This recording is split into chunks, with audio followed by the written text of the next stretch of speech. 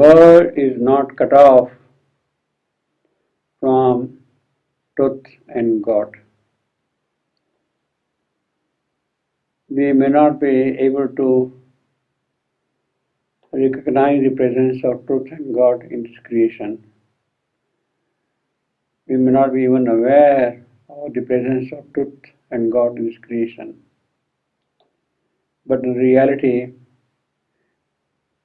they are not disconnected from each other, this world and truth and God. They are intimately connected with each other. It is because of truth, it is because of God that we can make progress here. Otherwise, it is impossible for man to make progress. Actually, it is death who proclaims that immortal truth cannot be in the breast of man. Immortal truth cannot live in the breast of man. It is absurd for Savitri to think that immortal truth can come and live in this world. Savitri should not dream to change God's world. Well, this is the world made by God. It is God's world. You are saying there is ignorance, there is death, there is suffering, but it is God's world. And Savitri should not dream to change God's world. There is a law which operates in this world, in this creation. And Savitri must accept that law here. She must caught up. She must not dream to change the eternal law which operates here. Death, the upholder of the law, is asserting the law of mortality in this creation. Of course, this is a fact of life. It is true also. But then, this cannot be the entire description of this creation. Yes, today it is immortal's law of mortality, which operates here. That does not mean that that cannot be changed tomorrow. That does not mean that other law cannot enter into this creation. That you cannot bring down here immortality in this creation. If Savitri is a spirit, tells death to Savitri. If you are the spirit, and if nature is your robe, you have put on the robe of nature, you have taken the human birth, you are the spirit coming from above, but you have taken upon yourself the human robe. She must cast off that robe. She must give up that veil and go and live in the law of the spirit elsewhere. She should not think that this nature can change and house spirit here. She must not do something which is not in the nature of things here. She must do herself to reach God's height. Yes, forget this nature and live in God's sight. There is no objection for death to do that thing. But as far as this world is concerned, as far as this law is concerned, she has to accept the nature of this law. But Savitri answers, she is not there in this world to seek rest. She has not come here to relax and rest. She is not here looking for endless peace. She is here who is housing in her soul the mighty mother. She is housing in her soul the force of the mighty mother herself. It is her will which is actually the will of the mighty mother. Her will is the blaze of the sun, and she knows how to operate in that will.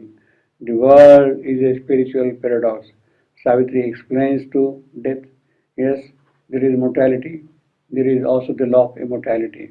This world is a spiritual paradox. There are conflicting elements present in this creation. It is a paradox.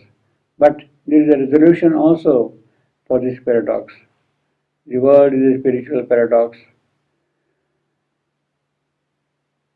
invented by a need in the unseen. It is a paradox created for a certain purpose. We are not able to see that purpose, but there is a purpose behind this paradox, and it is that paradox which has to be worked out. From the eternal heights has plunged all these eternal powers.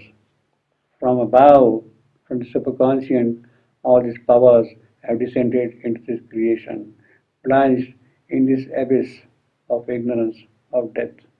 All those higher powers, they have plunged here for a certain purpose. Therefore, it looks a paradox that this is an abyss and the powers have plunged in this creation, plunged to rise. Why they have plunged these powers here? To rise again to their great heights.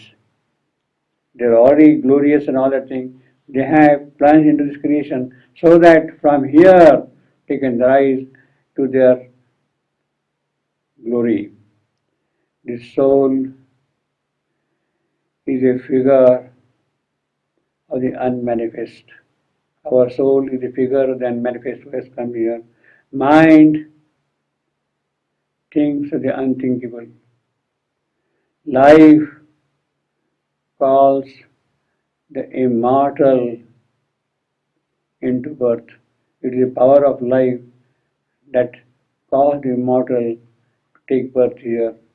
Our body enshrines the illimitable. These are the powers which are there. Our soul, our mind, our life, our body, they had that urge to call their superior counterparts in this creation. The soul is not cut off from truth and God. The world is not cut off from truth and God. The creation is not cut off from truth and God. It is for a certain purpose they have come down here so that out of this abyss a new creation can come. Already there are big signs of change. I already see that man has made tremendous progress from the void inconscience was born. Out of inconscience, the material existence came, material dimensions opened out, life came, mind came. Higher powers are waiting to enter into the scheme of operation here. Already there are signs of big change. Yes, the supermind also will come and establish itself here, will establish its reign, its power, its governance here. Unknown powers emerge from this creation. Already God is near. Already God is here around. I can see God is here. Already the truth is dwelling in this creation. You are not able to see it there, but it is there. It is only a question of things now getting unfolded. Therefore, she again asserts that the world is not cut off from truth and God. It is because of truth and God all these powers can enter into this creation. The purpose for which they have entered into this creation, into this abyss, is getting fulfilled, and Savitri sees that moment arriving any moment. The world is not cut off from truth and God.